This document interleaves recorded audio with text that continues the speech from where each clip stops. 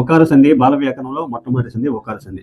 ఉత్తునకు అచ్చుపరమైనప్పుడు సంధి నిత్యం అవుతుంది. నిత్యం అంటే కంపల్సరీ అవుతుంది అనమాట. ఇందులో ఈ పదాలన్నీ కూడా పారిభాషిక పదాలు వీడియోలు చేస్తున్న ప్లేలిస్ట్ ఉంటుంది, దయచేసి చూడండి. ఉత్తునకు ఎక్కువ బిట్లు వస్తాయి మనకి. ఉత్తునకు అచ్చుపరమైనప్పుడు సంధి నిత్యం. ఉత్తు అంటే హ్రస్వం దీర్ఘం లేకుండా హ్రస్వంగా ఉంటుంది.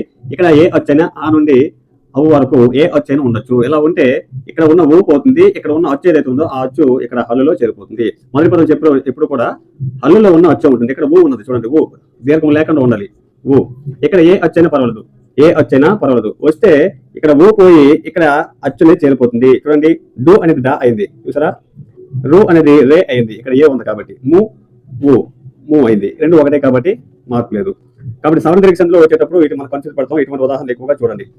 సోముడు ఊ ప్లస్ ఈ డి అయింది, ఐ ఉంది ఇక్కడ సై అయింది, సాకే అయి ఇక్కడ ఊ అవ్వు అవుతుంది. చూడండి, ఇది ఒకార సంధి. ఒకార సంధికి సార్వత్రిక సంధికి కొన్ని ఉదాహరణలు ఉంటాయి, దానికి దీనికి డిఫరెంట్ ఒకేలా ఉంటాయి.